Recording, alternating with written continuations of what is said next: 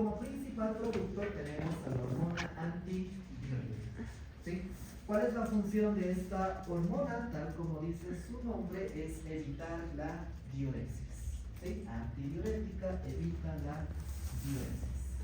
Además, es importante para regular el volumen sanguíneo, regula el volumen sanguíneo y regula la osmolaridad plasmática. Repito, regula el volumen y regula la osmolaridad. ¿Ok? Interesante. Seguimos. Vamos a hablar de otro núcleo. Aquí está el núcleo paraventricular. Núcleo paraventricular. Hormonas que liberan oxitocina, CRH y TRH. La oxitocina, bien lo han dicho sus compañeros, se encarga de la eyección de la leche materna y de la contracción uterina. Eso está muy bien. También tenemos a la CRH, cuya función es estimular la producción de ACTH. ¿Sí? ACTH. Y luego tenemos a la TRH, ¿qué hace?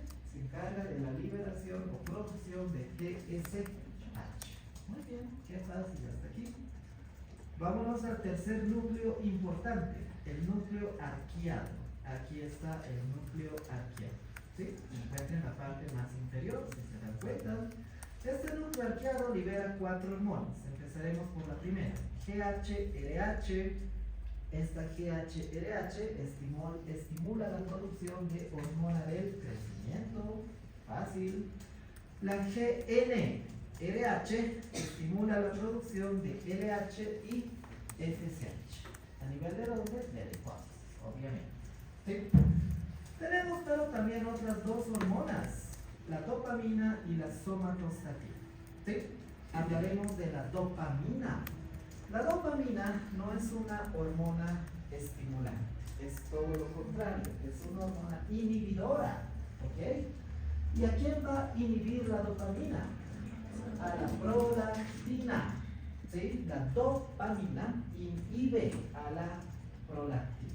Eso es muy importante que sepan para hablar de tratamientos. ¿Sí? Y la somatostatina es otra hormona inhibidora.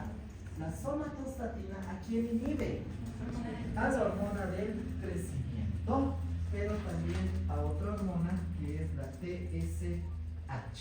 ¿Sí? Repito, hormona del crecimiento y la TSH. ¿Sí? Bien, por eso ya conocen las hormonas hipotalámicas. Seguiremos. Vámonos a la hipófisis. Vamos a hablar de la hipófisis anterior. ¿Bien? ACTH. Empezaremos por aquí. La ACTH es una hormona que se produce, ya sabemos dónde, en la adenohipófisis. Sí, esta ACTH es derivada de la propio melanocortina. Es decir, en la hipófisis primero se produce propio melanocortina y a partir de la propio melanocortina recién se produce ACTH. ¿Sí? Eso quiere decir, deriva de la propio melanocortina. Función de la ACTH, fácil, secreción de glucocorticoides, pero además de andrógenos. ¿Sí? Glucocorticoides y andrógenos. Ustedes me dirán, pero doctor, y los mineralocorticoides, entonces, ¿quién se encarga de producirlos? Ese es otro eje, el eje renina, angiotensina, aldosterona. ¿Sí? Pero bueno, entonces la ACTH, glucocorticoides y andrógenos. Valor normal, esto es de 10 a 50. ¿Sí? Esto lo he anotado para cuando hablemos de algún tipo de tratamiento o pruebas de función. Ahorita no es necesario que se lo tenga. Era de la propia melanina. Propio melanocortina. Propio melanocortina. ¿Sí? Propio melanocortina. Y se anota así, con C. ¿Ok? ¿Está bien? Si tienen preguntas, jóvenes, van a hacerlas nomás, no se preocupen. Muy bien, ahí está la ACTH, fácil. La hormona del crecimiento, se darán cuenta que es más compleja, ¿no? Funciones. Crecimiento lineal, obviamente. Síntesis de proteínas, qué interesante. Es una hormona netamente anabólica, sintetiza proteínas. ¿Ok? Utilización de ácidos grasos. Esto es bien interesante. A ver, siguiente ejemplo, que tal vez alguno de sus profesores de fisiología ya les dijo, ¿ok? Resulta que cuando tenemos niveles normales de hormona del crecimiento y niveles elevados, esto generalmente es en la adolescencia, pubertad, esta hormona del crecimiento hace que nosotros usemos más ácidos grasos a expensas de la glucosa. Es decir, que en vez de usar glucosa para fuente de energía, usa ácidos grasos. Y al usar ácidos grasos, pues permite que el tejido adiposo que tenemos nosotros cuando somos adolescentes, pubertos, si ustedes quieren, sea menos. ¿Ok? Es por eso que en la adolescencia, pubertad, tenemos 18 años más o menos, casi nadie es pues gordito, porque esta hormona de crecimiento hace que usemos ese tejido adiposo, esos ácidos grasos. Pero ¿qué pasa luego? Cumplimos 20, 22, 25, 30 años, ya no hay hormona del crecimiento y por lo tanto nosotros tenemos más tendencia a tener sobrepeso u obesidad. Obviamente dependerá de los hábitos de cada uno, ¿sí? No todos somos con sobrepeso u obesidad tampoco. ¿Bien? ¿Qué más hace? Disminuye la absorción de glucosa, lo cual es otra función. Valores normales menor a 2 nanogramos ml, ya. ¿Cómo se regula? Principalmente por la GH-RH, que es su hormona estimulante, ¿verdad? GH-RH. Y la somatostatina, que sería su hormona inhibidora, ¿no? Entonces la estimula la GH-RH, la inhibe la somatostatina. Importante, ¿sí? Otros reguladores. ¿Quiénes van a aumentar la producción de GH? El sueño. Si ustedes duermen entre 6, 7, 8 horas, de hecho para su edad es recomendable entre 7 a 8 horas, van a liberar más hormona del crecimiento.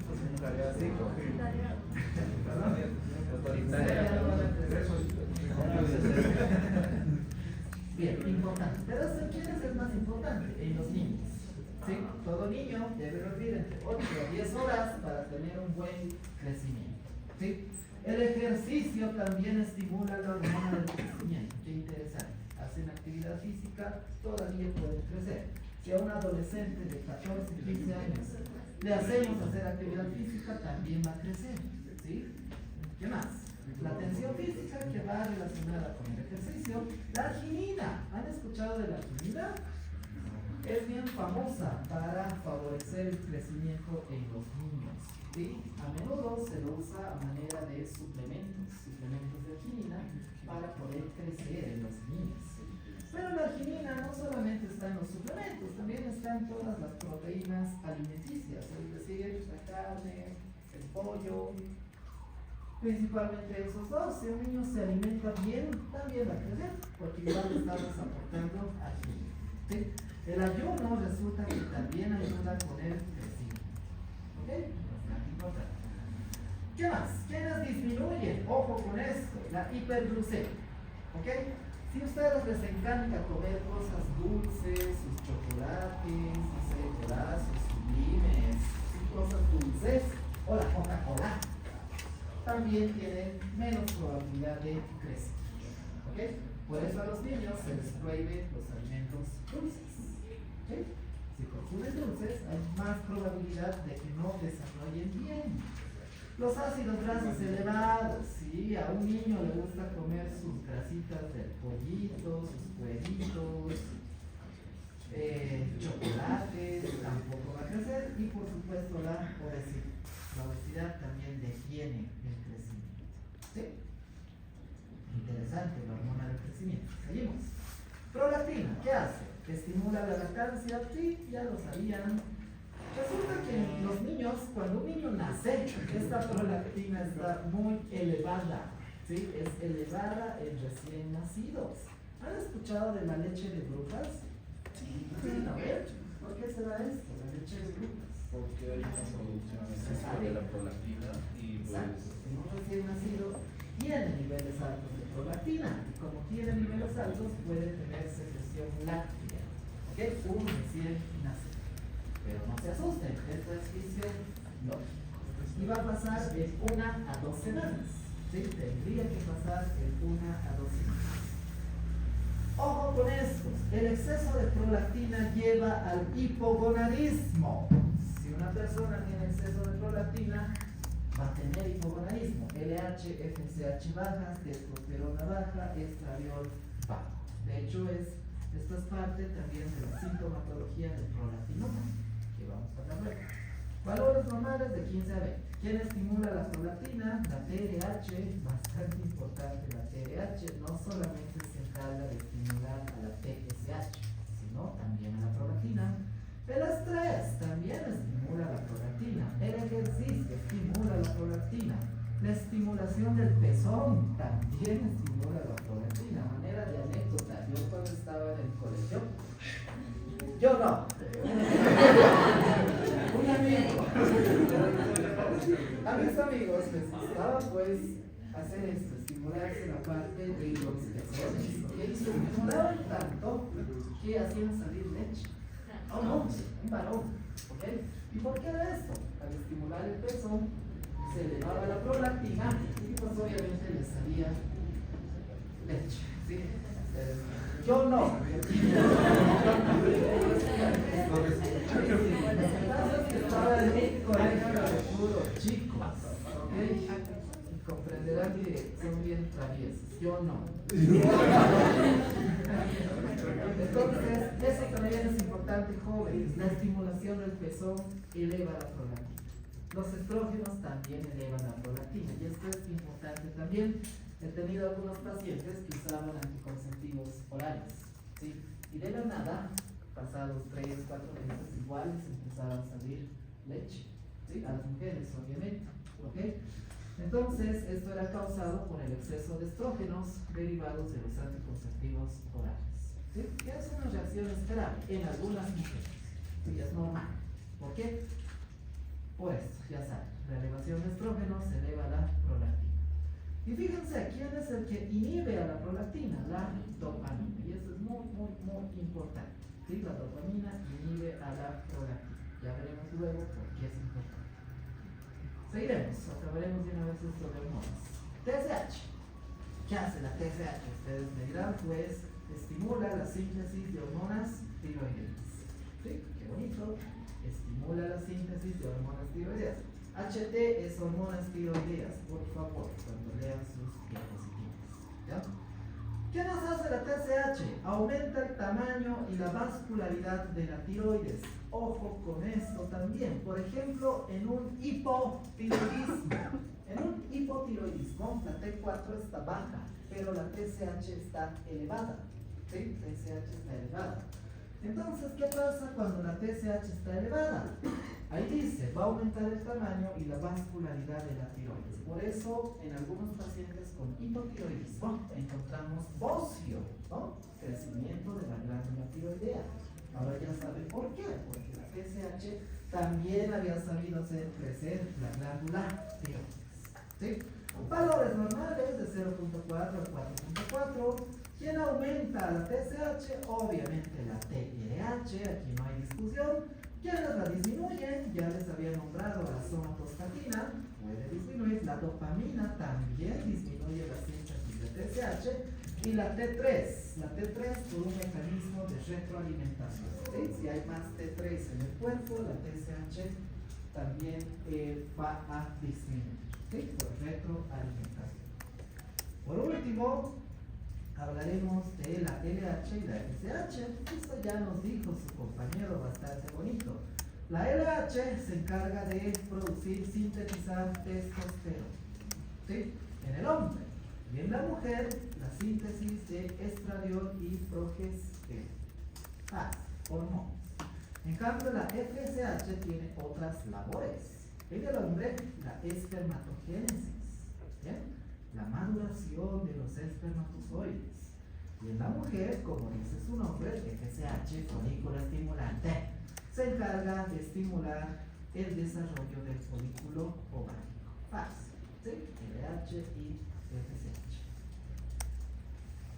Por último, queridos estudiantes, para acabar la fisiología, esta es una representación de cuánto de hormona podemos encontrar en la glándula hipófisis, ¿sí? Y esto lo vamos a ver en porcentajes. Fíjense que en las partes laterales de la glándula hipófisis tenemos las células que producen hormona del crecimiento. Y estas células se corresponden con el 50% de la glándula hipófisis. ¿Sí? Es decir, hay muchas células. La mitad de las células de la adenohipófisis produce hormona del crecimiento. ¿Sí? 50%. El 15% produce prolactina. 15%. Luego tenemos a la ACTH que produce un 20%. ¿Sí? Es decir, la ACTH se encuentra en un 20% representada en la hipófisis. ¿Sí? LH, FSH 10% y la TSH 10%. Por lo tanto, si yo les preguntaría lo siguiente, ¿cuál es la hormona que más se produce en la glándula hipófisis? ¿Cuál sería la respuesta? La hormona del crecimiento. ¿Cuáles serían las que se producen en menor cantidad? Quizás la TSH y la LH y FSH. ¿Sí? Así de fácil. Muy bien. Este es un repaso de los ejes neuroendocrinos que lo vamos a obviar. ¿Ok? Esta era parte de su tarea en realidad. Por eso lo estoy obviando. Y ahora son las 8:45. Excelente. ¿Todo claro? ¿Sí? Jóvenes, esto es traumante. Especialmente para los hombres. ¿Ok? ¿Conocen a ese personaje?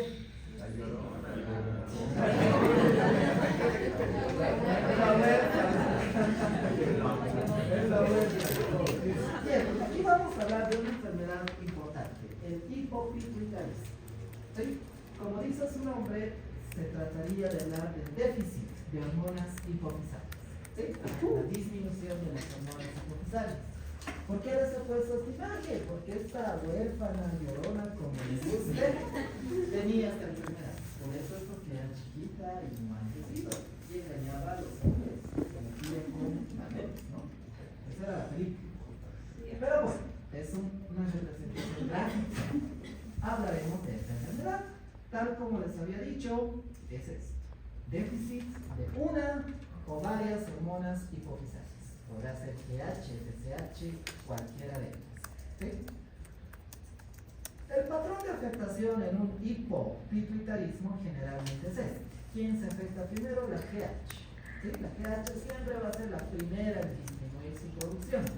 Luego está la LH, FSH, TSH y finalmente la ACTH. Mi computadora dice batería baja, pero continuaremos hasta que sea baja. ¿Sí? Bien, ese es el patrón de afectación. ¿Ok? Causas. Esto es muy importante. Hay muchas causas de hipopituitarismo. Empezaremos pues, causa idiopática o genética. Bueno, al final ustedes saben que toda enfermedad tiene su componente genético. ¿Sí? Casi todas. ¿Qué genes o qué mutaciones pueden producir hipopituitarismo? Ahí tenemos el PROF1 y el POX1. Cosas que no creo que entren se saben, pero ameritaba poner. ¿Bien? Mutaciones genéticas. Seguimos. Este sí es importante, tienen que saber. Neoplasias.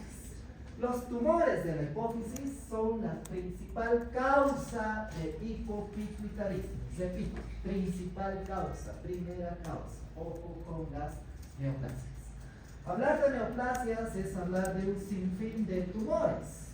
Desarrollaremos algunos de estos. El adenoma hipofisario. ¿Sí? El adenoma hipofisario puede causar hipopituitarismo. ¿Ok?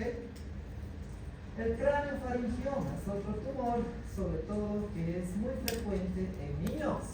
El cráneo faringioma. ¿Ok? El meningioma es otro tumor que también puede producir hipopituitarismo y el quiste de la bolsa de Rathke. El quiste de la bolsa de Rathke también produce hipopituitarismo. ¿Sí? Creo que aquí tengo algunas imágenes. No se nota muy bien con la luz, pero a ver.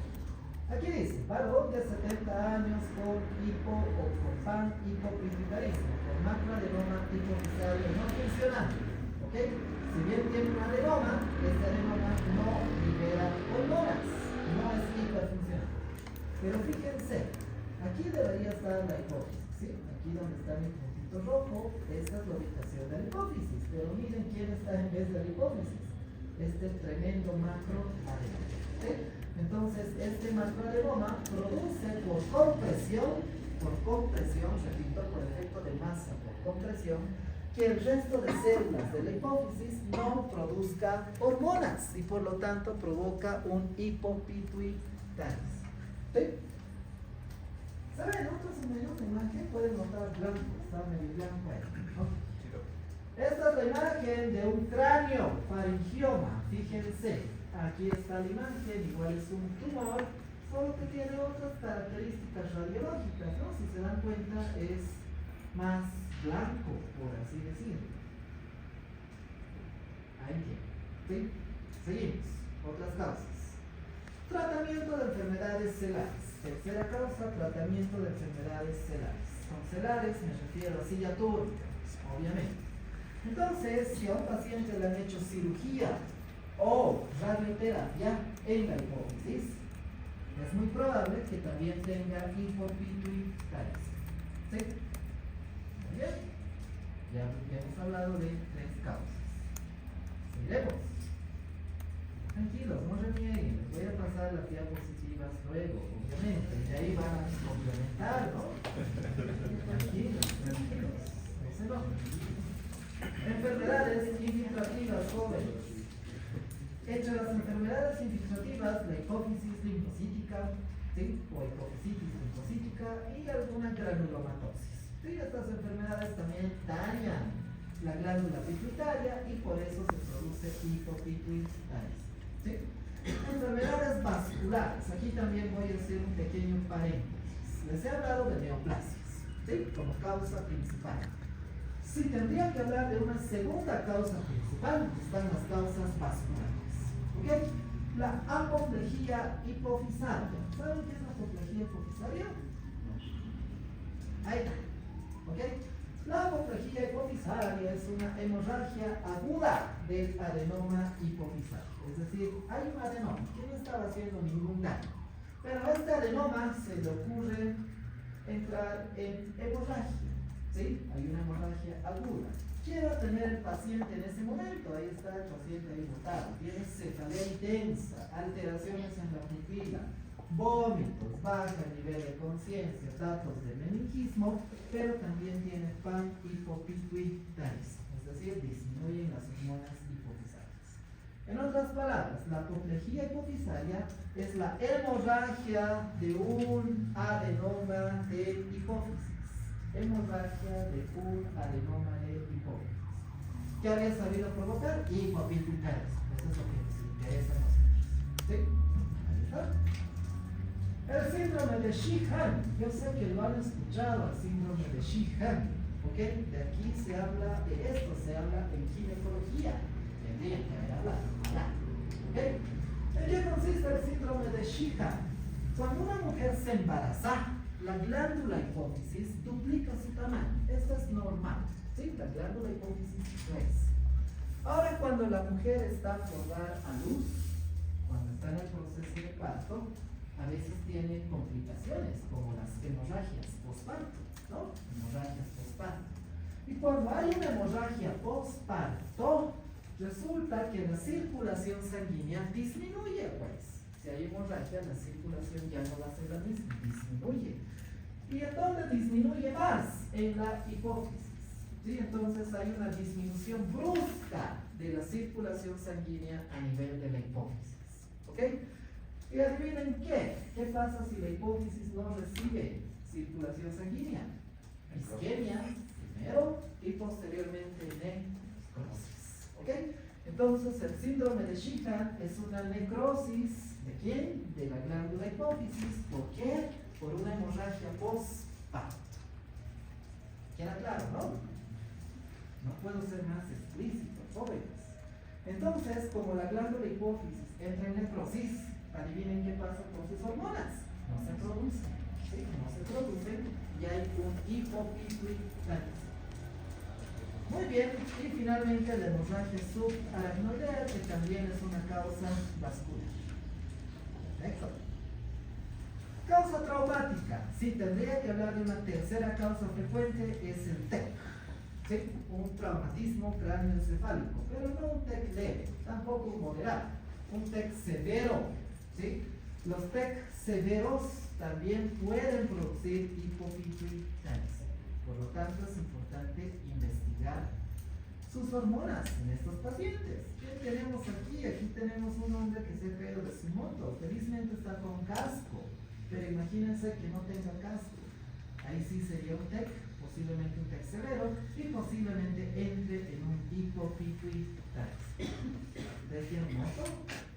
¿Alguien tiene moto? Bueno, solo la gente de clase alta tiene moto. No, mentira, pero está bien, tienen que tener cuidado con los potenciales. Acabaremos estos jóvenes. Causas farmacológicas. ¿Qué fármacos pueden producir hipopituitarismo? La suspensión brusca de glucocorticoides. Escuchen esto. Suspensión brusca de glucocorticoides. ¿Sí? Suspensión brusca de glucocorticoides. Si yo a un paciente le estoy dando, no sé, prednisona 40 miligramos cada día, ya lleva en su tratamiento un mes, 40 miligramos cada día, y luego veo, ya esta enfermedad que necesitaba prednisona, ya no necesita prednisona, le voy a quitar, ¿sí? Y entonces procedo a retirarle la prednisona, le digo a mi paciente, ¿sabes qué? Ya no tomas prednisona al día siguiente, ¿ok? ¿Qué pasará aquí? Va a ocurrir una insuficiencia suprarrenal secundaria, ¿ok? Entonces, lo que les quiero decir es que no se debe suspender los corticoides de forma brusca. Si hacen esto, van a provocar un déficit de ACTH, ahí dice, un déficit de ACTH, y eso se traduce en una insuficiencia suprarrenal aguda, ¿sí? Entonces, el exceso de glucocorticoides, cuando se suspende, puede provocar un déficit de ACTH. ¿Qué otros fármacos? Análogos de somatostatina. Obviamente, la somatostatina inhibía, ¿verdad?, a ciertas hormonas, especialmente la GH y la TSH. Seguimos. Otras causas. Aquí acabamos de ver. Síndrome de silla turca vacía. Ya. Escúcheme. Síndrome de silla turca vacía. ¿Qué es el síndrome de silla turca vacía? ¿Alguien tiene una idea? Muy bien. El síndrome de silla turca vacía, queridos jóvenes, se produce por un exceso de líquido cefalorraquídeo,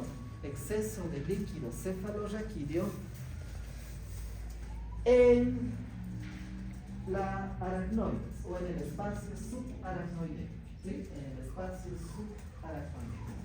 Este exceso de líquido cefalorraquídeo lo que va a provocar es una compresión de la glándula hipófisis, ¿sí? Entonces hay un exceso de líquido cefalorraquídeo. ¿Qué hace este exceso? Comprime a la glándula hipófisis. Y adivinen qué, si comprimimos a la glándula hipófisis, ¿será que la hipófisis va a funcionar bien? No, lo estamos aplastando, por así decirlo. Entonces, esa es la relación del síndrome de la silla turca vacía con el hipopituitarismo. En esa imagen estaba una imagen donde se ve el líquido cefalorraquídeo aplastando a la hipófisis. ¿Sí? Y esas eran las causas del hipopituitarismo. ¿Qué nos faltaría hablar? Manifestaciones clínicas, diagnóstico y tratamiento. ¿Ok? Eso obviamente lo vamos a dejar para la siguiente clase, ya es 9 de la mañana. ¿Ok? Les había dicho que formen grupos, ¿verdad? Para que hagan esos grupos, les voy a hacer exponer casos clínicos. No desde la semana que viene, sino desde la próxima semana. ¿Ok? Entonces, haremos algo. Voy a hacer un sorteo. Ahorita, los minutos que nos quedan. Necesito un representante por grupo. Ese representante se va a